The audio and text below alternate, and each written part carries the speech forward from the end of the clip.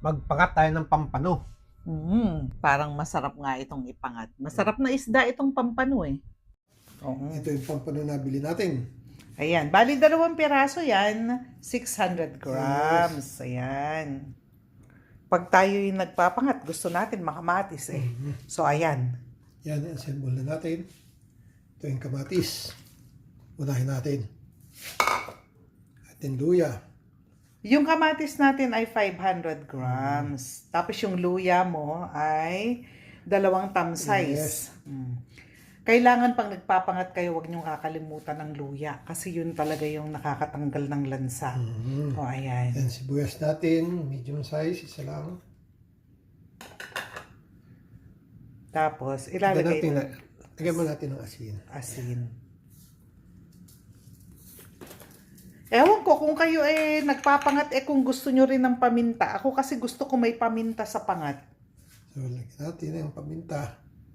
Yan. Masarap kasi ang pangat na may paminta. Ayan. So, ayan.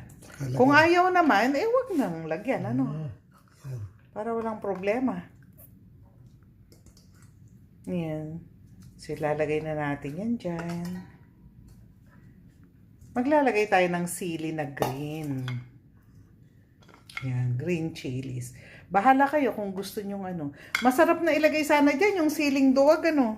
Para kainin mo habang ano, parang pinakagulay mo.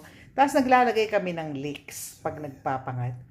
Masarap kasi ang pangat kapag meron talaga siyang leeks. Pag hindi nyo nasusubukan yan, subukan nyo. Lalo na kung mahilig naman kayo sa sibuyas. Ako talaga mahilig sa sibuyas eh. At saka mabango.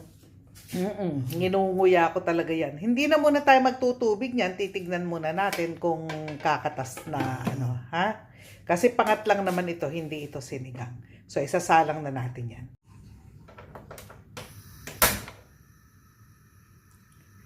Ayan, lutuin natin ng mga 5 to 6 minutes yan. Ayan, 6 minutes na mahina lang yung apoy natin, ha? Papaliktad na tayo. Babalik ta rin natin. Ayan.